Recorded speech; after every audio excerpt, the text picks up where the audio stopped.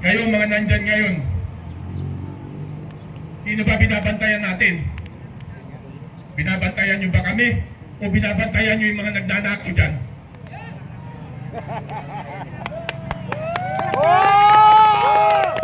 Tama! Double meaning yun ah. Alam ko, karamihan sa inyo, yung mga PNCO dyan, alam ko, kailangan sumunod kayo sa utos eh. Ang sinasabihan ko, yung mga commander ninyo. Yung iba sa inyo dyan, nakasama ko. Maaaring naging kaklase ko pa nung nasa serbisyo ako. Tanong ko lang sa inyo, yung lagi nating naririnig, lalo na dito sa isang mataas na opisyal sa military, ang sabi niya, hindi kami bingi, hindi kami bulag. Nakikita namin yung nangyayari. Tama? Tama. Nakikita niya.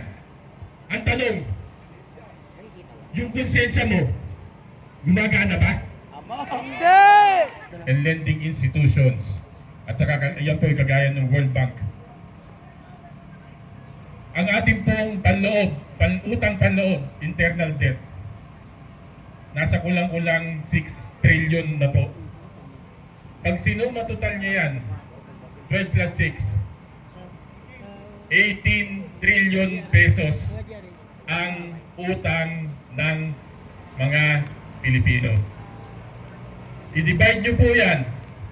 Kasi po, dun sa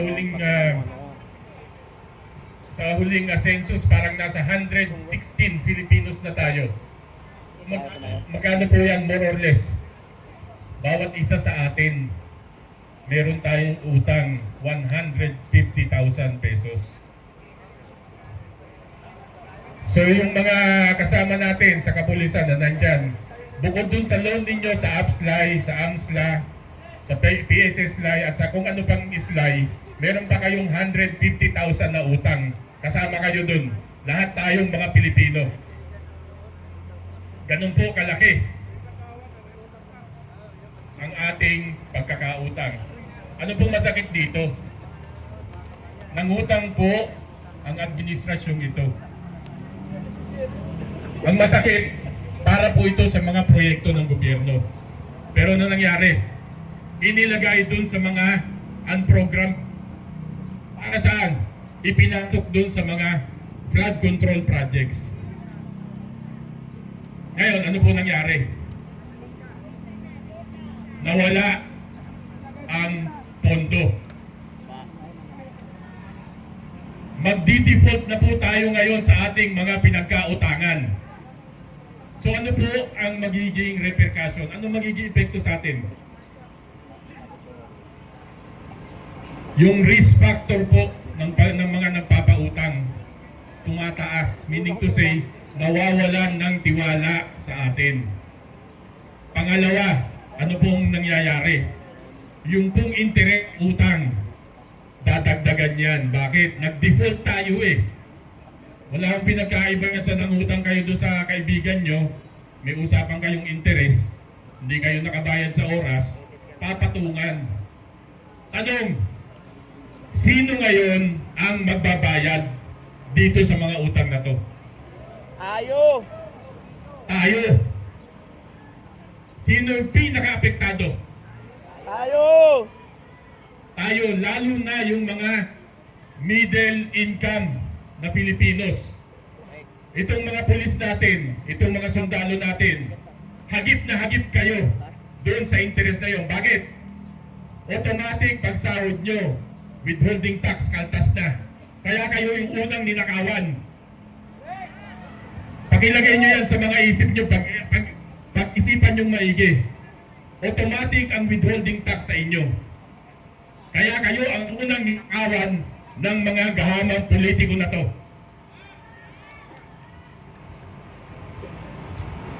Nakakalungkot pong isipin. Pero parang walang pakialam yung ating ibang kababayan. Di nyo po ba alam na ito pong interest na ito, kapag ka ito'y lumaki ng lumaki, meron po itong epekto sa ano po? Sa presyo ng mga bilihin, sa ating sahod,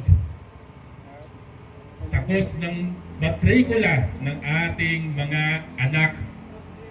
Maaring sa ngayon, hindi nyo pa nararamdaman yan.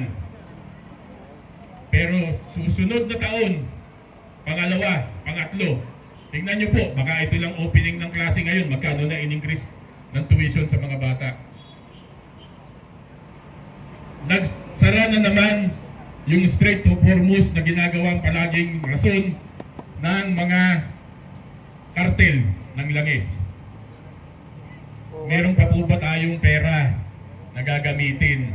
Pag tumaas at itinaas na naman ng mga kartel na ito yung presyo ng gasolina, asahan nyo po yan sa isang linggo, pagtungtong ng Martes, dahil kasasara lang nitong straight to foremost, nagkaroon na naman ng rason itong mga kartel na to para itaas na naman ang presyo ng langis. Kakayanin pa ba natin? Didong! Yung mga nanonood ngayon, okay pa ba sa inyo?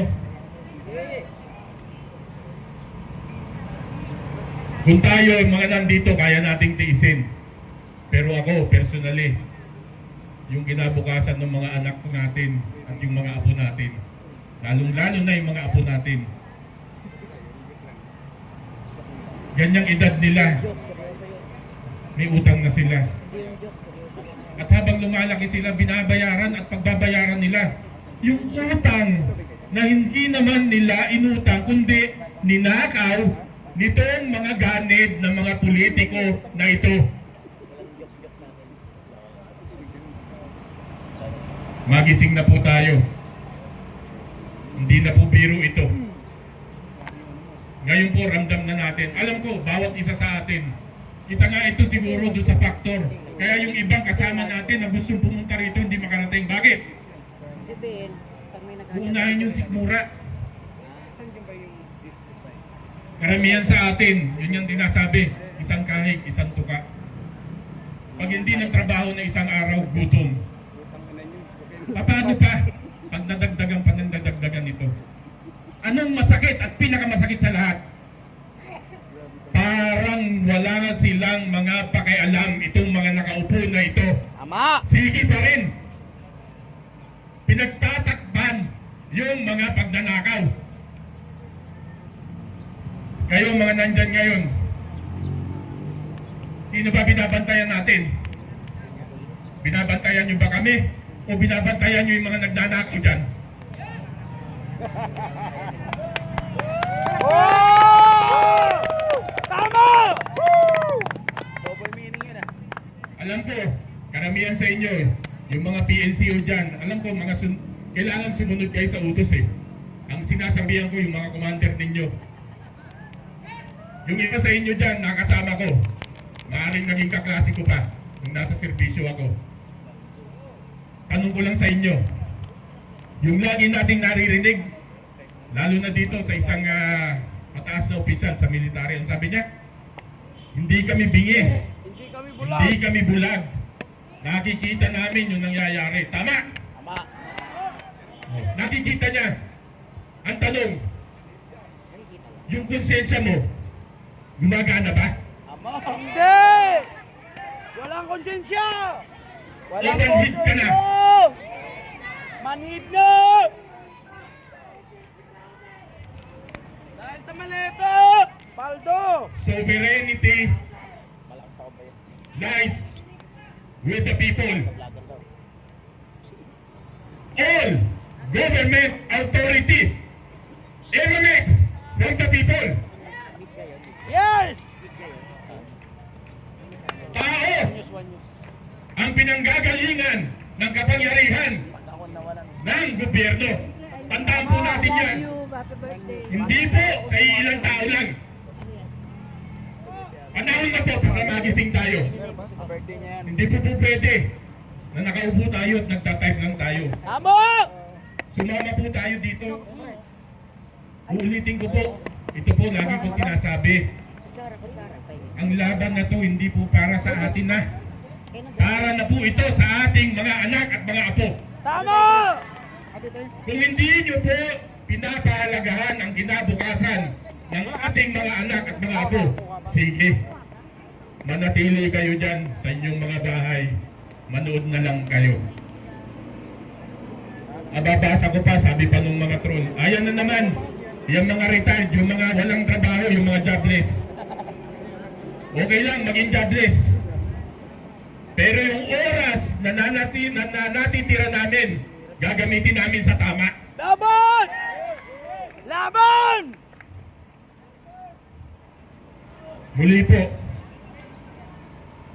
ang panawagan ko po dun sa mga ating mga kasamahan, mga ating kababayan, wala po sa loob ng 4 na sulok ng bahay ninyo.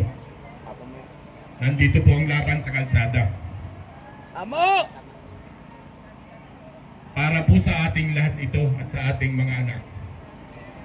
Huwag po nating ipagkanulo ang kinabukasan ng ating bayan.